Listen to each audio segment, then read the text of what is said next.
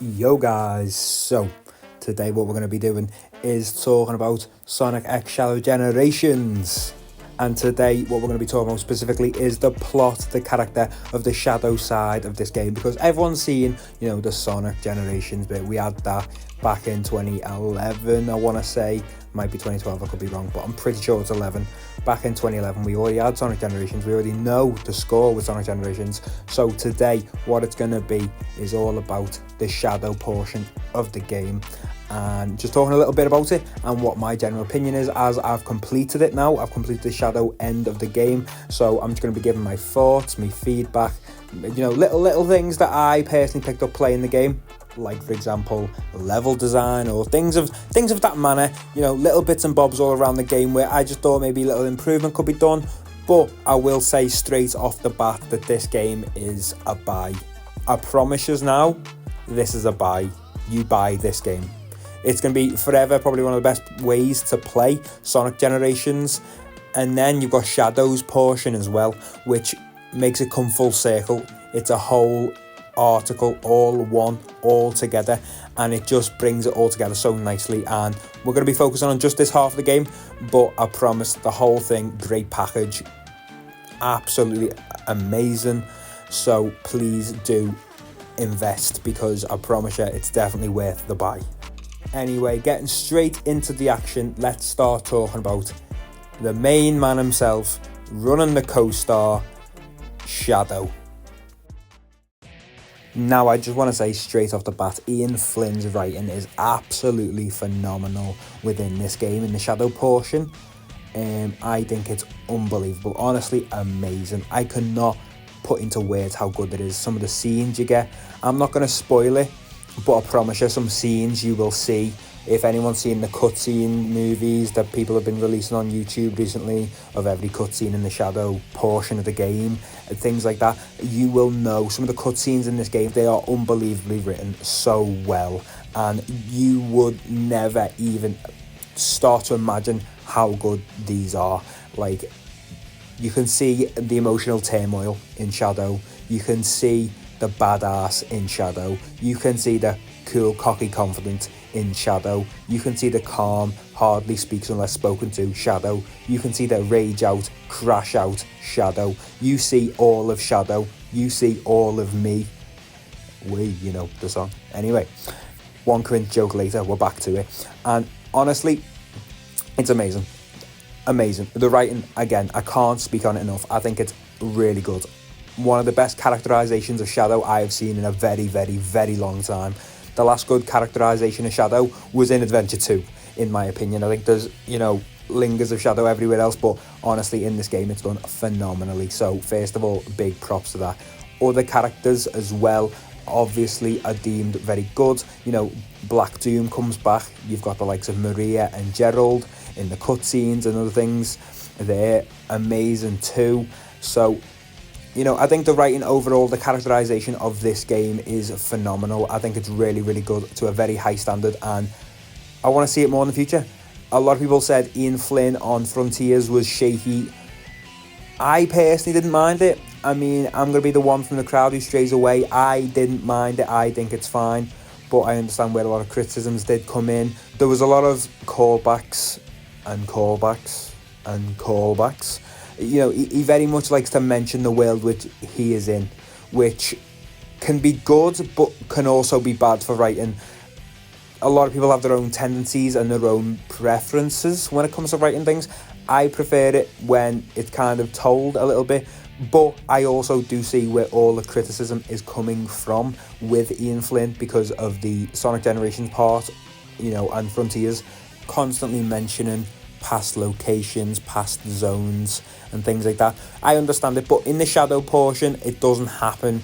It is written phenomenally. Like, you never hear Shadow go, oh, this is Radical Highway, or, anything of that sort. The only place he really mentions is the Ark, because, the Ark, Space Colony Ark, is a big part of Shadow's character development and what went on there. And, everyone who knows the story knows what I'm going on about.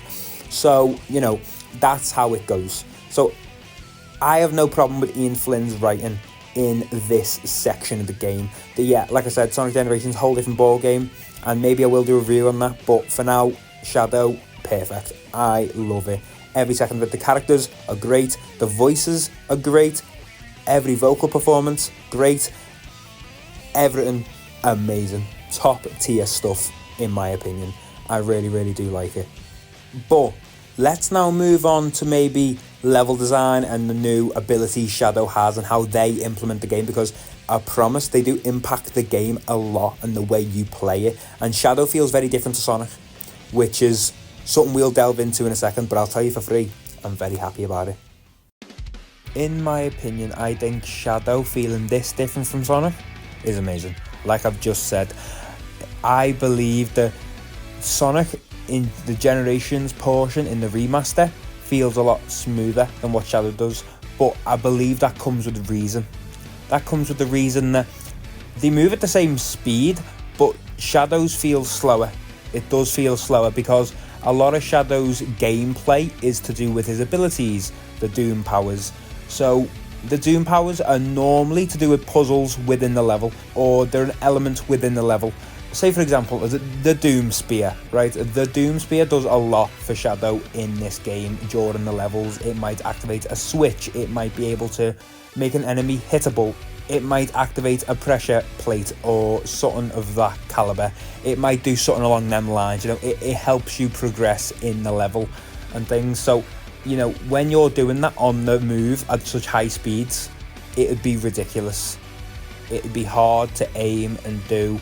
So Shadow feels a bit slower, a bit, not clunkier. He still feels smooth, but just a bit slower overall, I believe, in my opinion anyway. He just does feel slower, even when moving at these top speeds, especially in the white space. He feels quite slow. He feels very slow in the white space, which is a unique take on it. But again, that's all to do with his gameplay elements and the fact that in the white space, you've got lots to do. You've got, you know, challenges. You've got, you know, again, using your Doom Spears, using the Doom Surf, using the Doom Morph to change shape, to do things, to, you know, explore the landscape and things. So there's a very good reason as to why Shadow is so much slower feeling than Sonic in the Generations portion. But I think it's good. I think it's really good. I think Shadow having that more diverse range and, you know, being a little bit more problem solving, a little bit more puzzly, you know, take your time, learn the levels to get faster. It grants a reward in the same way in the classic games of Sonic. You know, you got granted that reward by being able to stay on the high path and do it all quick. It's the same type of feeling you get when playing the Shadow portion of this game. You know, you get the reward of being able to quickly, as you're absolutely flying down Radical Highway, being able to dart a Doom Spear over there to unlock this new path. But overall, it does just feel very rewarding, being able to do the puzzles and the problems at very high speeds, and the fact that, you know, you've learned the levels to be able to do that. It's a very satisfying give and return type feeling. The more you give, the better the return kind of thing, and it's very satisfying, very good gameplay. And even though, like I said, it is slower, but that's nothing to stress about. It's not slow. Don't worry, a Sonic game isn't slow. It's not slow. It's just slower, and that's okay. And that's what we need to remember sometimes. The Sonic is a platformer meant to be played. Sonic the Hedgehog isn't Sonic the Hedgehog during the game. You know what I'm saying? We can't always move at 500 million bajillion miles per hour, or you'd never be able to know what you're doing, or you wouldn't hit the obstacles correctly, and you'd never be able to control yourself. Sonic 06 mock speed zones. But anyway, from a load of shit to an amazing masterpiece in Shadow Generations, you know, even when you bring back, you know, Kingdom Valley's honestly my favourite stage. You watch me play it on the last section. I love Kingdom Valley. Kingdom Valley is a brilliant stage. It brings all the elements that you have unlocked so far into the map. It brings the Doom Surf in, it brings the Doom Spears in. You've got to get involved, you've got to get some good timings to get faster and to get better, higher routes and faster routes. You know, you've got to go certain ways and do certain things and go higher and lower and jump off halfway through a rail grind on the air. And, you know, you've got to do loads of different things, and you can only do that through learning the levels, and that's why it's so rewarding, the gameplay. The gameplay, I can't stress enough, it is so rewarding. You feel satisfied every time you complete that little skip, you complete the little jump you complete, anything in the game. Once you complete anything, it feels so rewarding because you know how much you've learned and how you've learned to do it quickly, and you can see your own progression, obviously with, Sonic being the time attack, platformer. You've got timer always on you, getting that S rank. So it's always rewarding, and especially with the S rank at the end. We all know in Sonic games, we all love the rankings. We all do. So yeah, very rewarding, very high action gameplay. On top of all of that, you've also then got the fact that it feels like SA2. It feels SA2 because it's not all boost with Shadow. There's a lot of homing attacks and, timing your jumps and making sure you've got the momentum to skip this part of the level. And, it feels so SA2 to me. Shadow feels right at home, and I can't stress enough how good Shadow feels in this game. Shadow feels amazing in this game. Probably the best I've ever controlled Shadow.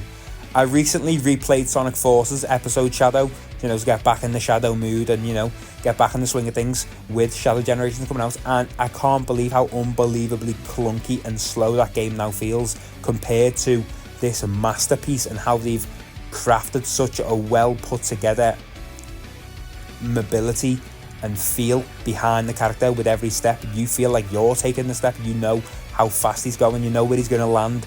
Very rarely do you have an instance of, overshooting and things once you get used to it.